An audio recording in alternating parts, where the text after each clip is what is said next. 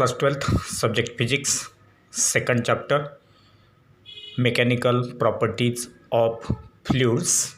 Mechanical properties of fluids. From the chapter, let us see some of the important formulae. First formula is for pressure, and pressure is given as pressure equal to applied force per unit surface area. Applied force per unit surface area, that is P equal to F upon A. P equal to F by A. Second formula gives the pressure due to liquid column. The pressure due to liquid column of density rho, that is density of that liquid is equal to rho, and at a depth h below the free surface of the liquid.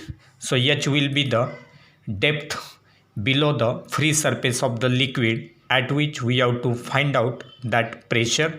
Now that pressure due to liquid column of density rho and at a depth h below the free surface of the liquid is given as P equal to h rho g, where h is the depth below the free surface of the liquid, rho is density of that liquid, and g is the acceleration due to gravity. Third formula gives the total pressure, or which is also called as the absolute pressure. Total pressure or absolute pressure is the sum of atmospheric pressure and gauge pressure. Atmospheric pressure and gauge pressure, and therefore absolute pressure will be equal to atmospheric pressure plus gauge pressure. That is, the absolute pressure P will be equal to the atmospheric pressure P0 plus this gauge pressure H rho g. Or from this formula we can write gauge pressure will be equal to P minus P0, that is absolute pressure minus atmospheric pressure will be equal to gauge pressure H rho g. Then fourth formula gives us for hydraulic lift.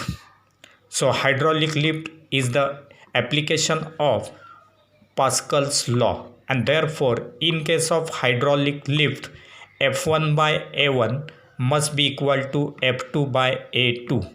F1 by A1 must be equal to F2 by A2, and therefore from this we can write F1 A2 must be equal to F2 A1.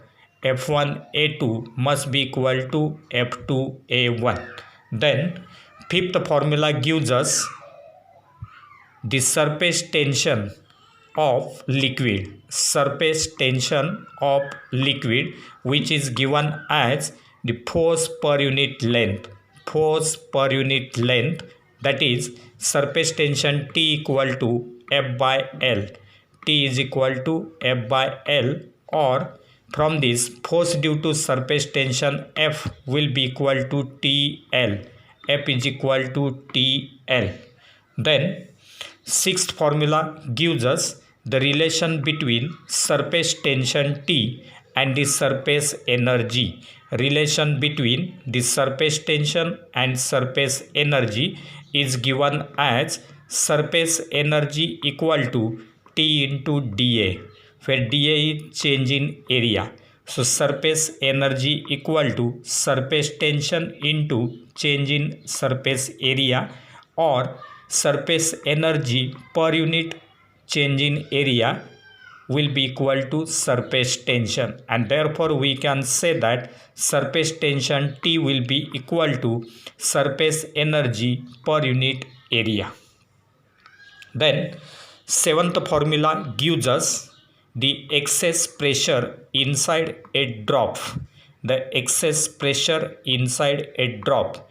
So if you consider any liquid drop, then inside that liquid drop, what will be the excess pressure, which is given by Laplace's law. Laplace's law, that is Pi minus Po equal to 2T upon R.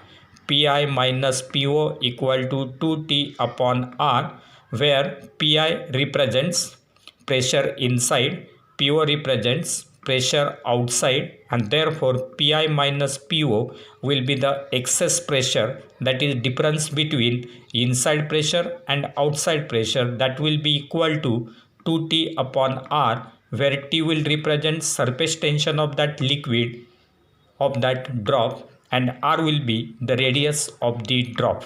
So in this case, that drop is having only one free surface and therefore it is 2T by R that will give us the excess pressure.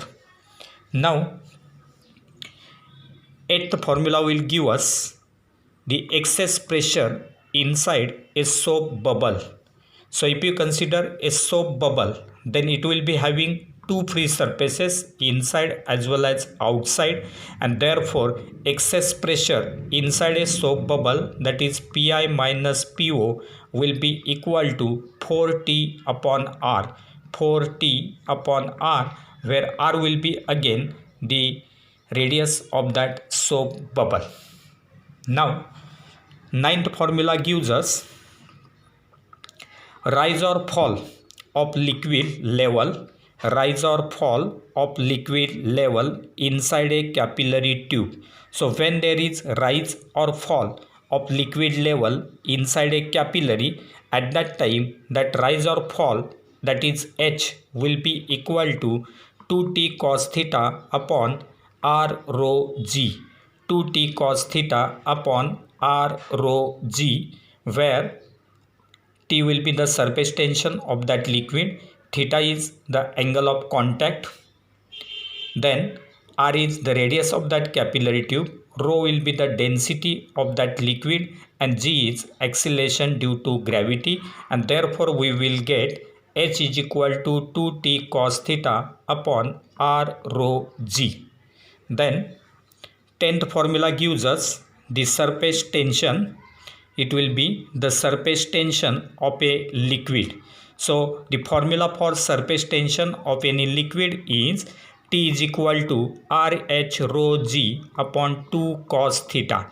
T is equal to RH rho G upon 2 cos theta. R will be radius of capillary.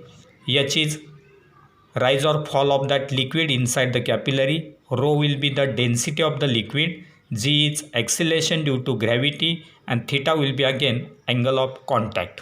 Then 11th formula will give us the relation between critical velocity and Reynolds number. So relation between critical velocity Phi and Reynolds number Rn is given as Phi equal to Rn eta upon rho d.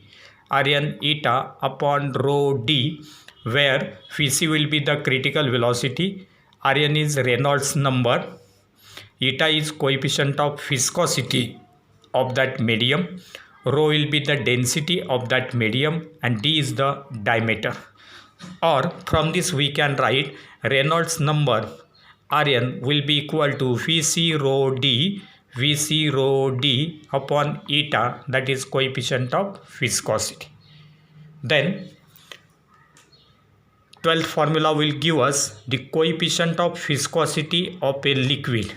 Coefficient of viscosity of a liquid in terms of force, it will be given as eta is equal to F upon A dV by dx. So according to Newton's formula, that coefficient of viscosity eta will be equal to F upon A dV by dx, where F will be that force, A will be area, and dV by dx will be the velocity gradient. So F upon A into dV by dx, that will be the coefficient of viscosity eta. Then if you consider 13th formula, which will give us the mathematical statement for Stokes law. So Stokes law, according to Stokes law, the viscous force F will be equal to 6 pi eta R phi. 6 pi eta R phi. So that viscous force will be equal to 6 pi times coefficient of viscosity eta, then radius R of that sphere, and phi will be the speed. And therefore, according to Stokes' law, the viscous force acting on any small sphere of radius r moving with velocity phi will be equal to 6 pi eta r phi. Then 14th formula will give us expression for the terminal velocity. Expression for the terminal velocity phi, it is given as phi equal to 2 by 9 r square g into rho minus sigma upon eta. Phi is equal to 2 by 9 r square g into rho minus sigma upon eta, that is r is radius, g will be acceleration due to gravity, rho will be density of that sphere, sigma will be density of that medium through which that sphere is falling, and eta is coefficient of viscosity of that medium. And therefore, terminal velocity phi will be equal to 2 by 9 r square g into rho minus sigma upon eta. Then 15th formula will give us equation of continuity. Equation of continuity, which is given as a1 phi1 equal to a2 phi2, where a will represent area, phi will represent velocity, and therefore a1 phi1 equal to a2 phi2, or from this we can say that a phi equal to constant, that is product of area and velocity, a phi is equal to constant. Then 16th formula will give us Bernoulli's equation. Bernoulli's equation, which is given as, so Bernoulli's equation is mathematically given as P1 minus P2 equal to half rho into phi2 square minus phi1 square plus rho g into h2 minus h1, rho g into h2 minus h1. So in this way, Bernoulli's equation is given as P1 minus P2 equal to half rho into v2 square minus v1 square plus rho g into h2 minus h1. And then 17th formula will be for speed of efflux, that is when any liquid is flowing out of the orifice, at that time we can write the speed of efflux as phi is equal to square root of 2gh. Phi is equal to square root of 2gh. So these are some of the formulae from the second chapter, that is the mechanical properties of fluids.